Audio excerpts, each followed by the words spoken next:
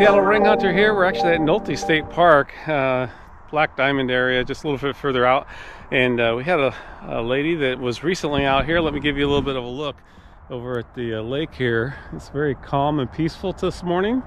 We're just getting past our high summer season and we're here early in the morning. So that being said, there isn't anybody really out here. It's pretty peaceful.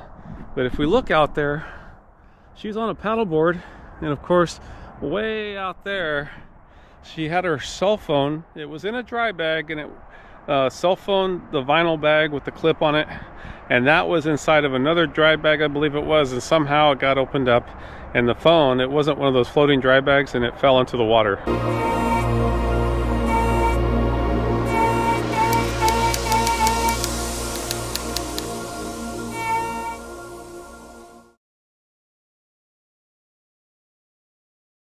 So she lost her phone out there, and the whole thing was because she didn't have a current backup on her cell phone. That's why we're out here, to go ahead and get this phone collected. If she had her full backup, admittedly, she has told me that she wouldn't even be interested in going after the phone. She would just move on, get a new phone, and just upload from the cloud. We want to share the story because all you paddleboarders out there know that if you don't get it secured and it falls into the water, at the very least, you want to make sure you get one of those floating phone bags they have air that's trapped into them, or they'll have foam inside of the bag, which will, basically have some air in it that's going to keep it floating. So if you drop your phone in the water, the very least, if it's a little windy, you might have to chase after it, but you might still be able to see it. But the real reality is you need to have it tied off. So if you got that lanyard around that little vinyl foam bag, you want to run that lanyard through something on your paddleboard, or if you have a PFD and you're putting it around your neck, put it around the shoulder strap of your life vest or something like that. You can avoid a lot of this, and make sure you have a backup on all your data of all your equipment. That's the most smartest thing you could do. You could drop the phone, you could leave it on the roof of your car and drive out into traffic, and someone else could come right up behind you and run over and smash that phone to bits and pieces, and you never really expected that to happen until it happens. Then you're kind of like backtracking, going, gosh, I wish I could have. So really simple things that we can do to kind of protect our data. That's the most important part. You get a new phone, it's like it never happened. 2 minutes later, you're excited because you got a new phone, you got all your data, you're happy because you backed it up. Enough of that. Now let's get on with the recovery process here. So it's a very beautiful day this morning. We're going to go back to the vehicle and get geared up. Going to take some time to get all that gear together.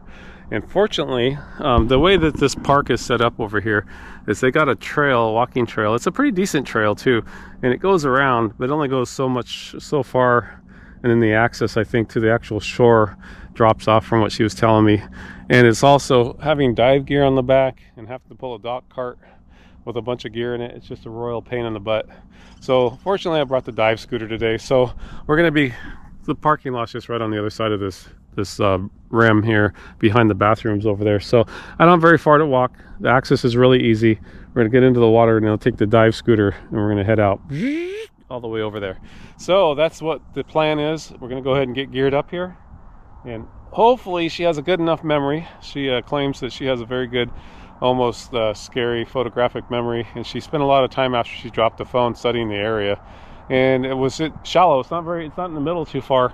It's pretty close to the shallow end of it, and she could see the shore and see a lot of little details and stuff. So we'll see if that works out for us. Hopefully it does, and we can get over the top of this phone and get it back for her. It's going to mean everything for her to get that back. And also very exciting today, we're going to be debuting a new handheld dive detector. This is about to be placed on the market for people here in the US and all around the world, and it's pretty exciting, from one of the major manufacturers. So I got that to show. We're going to showcase that today and see how that goes. Pretty excited. It looks like it'll be a lot of fun. It'll have a very specific use case scenario, and what we're doing here today with potential milfoil and going after a large cell phone like this is a really good, robust detector, handheld detector, that we're going to go ahead and utilize here today. We're going to bring out it's going to be the QUEST SCUBA TECTOR II, version 2. The first version was the one that looks like a spatula, orange spatula, and it had kind of a coil, squarish rectangular kind of coil to it that was rounded off at the front, but it almost looked like egg flipper spatula. But anyway, this one here has got more of a round coil to it, as you'll see, but a nice handheld unit, compact, and it's good down to 200 feet actually. So let's go get tech dive equipment, get certified, get our rebreather, and we go get some lost wedding rings at 150 feet. So that's down the road a bit. That's where a lot of this is leading up to. But anyway, our mission today is out there, and we're gonna give this new detector a good run for its money, and hopefully we can get her phone back. Really contingent upon her getting me in the right spot is what the reality of this is, as it is so many times, right? So with that being said, I got all the gear and equipment, and we're gonna get geared up here, and we're gonna get in the water. Should be a lot of fun. Come along for the adventure, guys.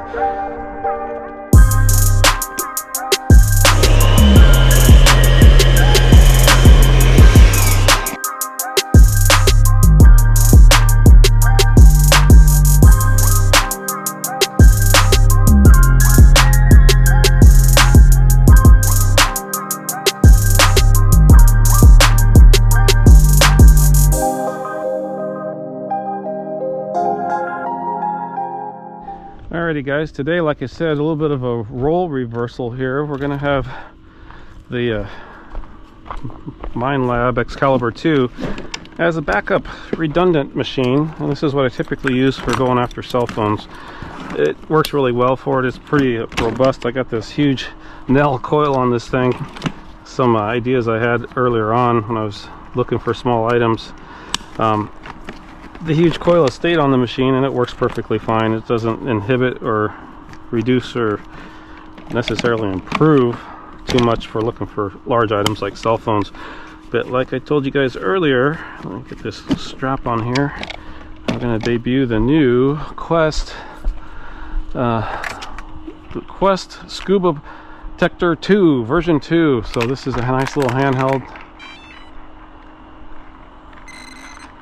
Vibration in the handle, no fuss, no messing around, just a simple action of turn it on, turn it off, single button use. So this is actually going to be our primary search detector today. Then I should do okay with it, as long as she, like I said a few times here, she's got to get us over the top of the area where the phone was actually lost. That's what this is all about today. Another thing I want to point out to you guys, this is not going to be a normal configuration. This is actually could become dangerous, not with the style of diving I do.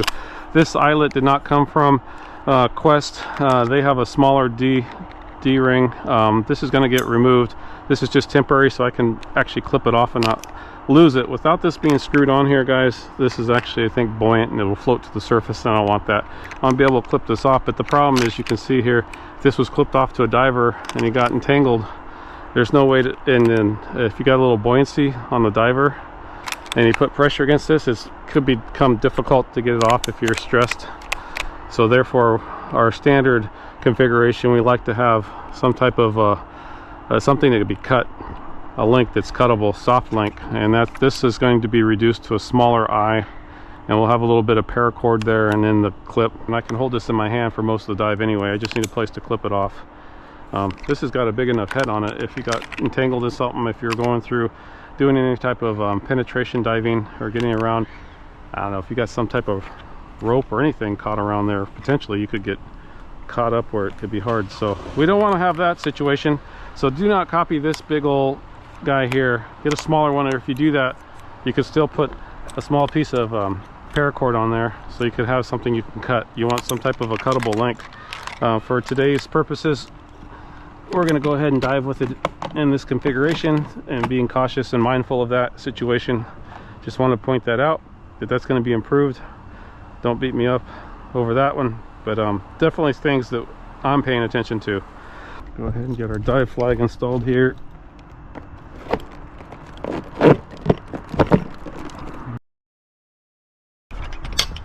Here we are with our sand shark.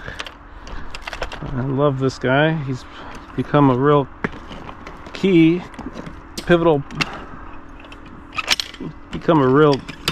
component to this operation, of this recovery work that I've been doing. So we're gonna get this guy locked in here. It's got the swivel on it there, so that's really helpful for our use. As you'll see here, trying to do a little circle search. through the grass.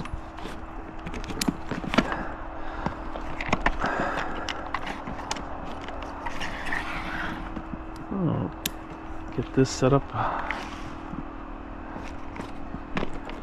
Get that locked into place. Alright, got that. We're going to get our dive scooter here. Get our cell phone put in there in a minute. Yeah, we're getting there. We got our batteries fully charged.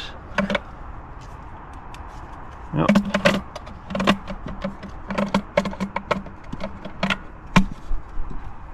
And we got somewhere around 1.5 miles worth of range on this with just the 4 batteries. We could add more capacity if we wanted to. We could add up to 3 battery rings. Right now we just have the one. You stack a second one or a third one for the work that I'm doing and what I'm up to. This has served me well enough. I'm just going to stick in the last battery here. We got a little nylon cheater here. It's kind of hard to pull the batteries out when you just, but if you have that on there, it's real easy to get in there and get the rest of them out. So all these little tips and tricks that have been picked up along the way, make sure we got good battery health, and we got a good 4 LEDs, so we're good on our battery health. Get a nose cone put on here, get that on in the right spot, and then we'll get our compression strap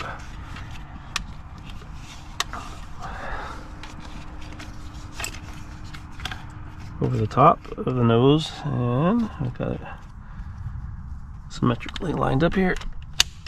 There we go. We'll give it a quick test. And we'll put our thumb screw back in so we don't get the activated when we don't need it to be. And I like to clip this off while I'm pulling the dock cart around, just so it doesn't, 1 or 2 times it's actually, unfortunately, the dock cart has tipped over before and I had to pick everything up off the ground, so just do a little bit of a clip off there. Things don't get away from us. Looking good.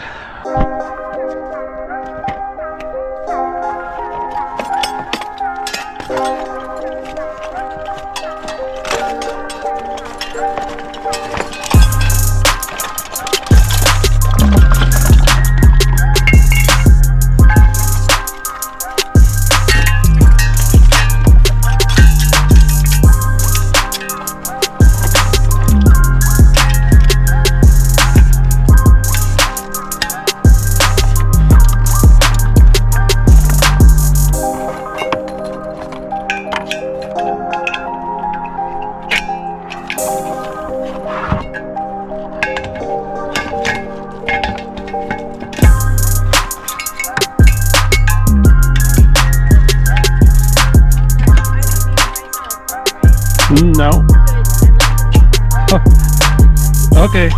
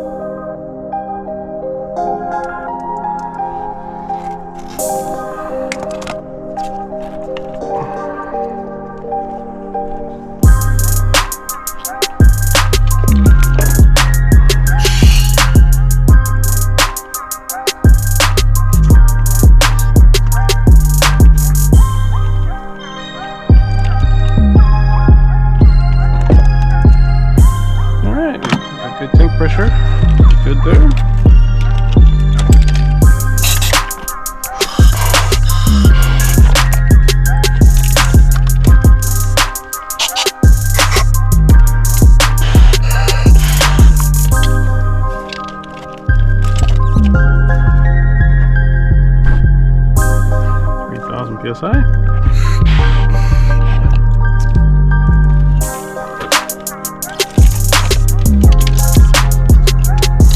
Alrighty. Turn.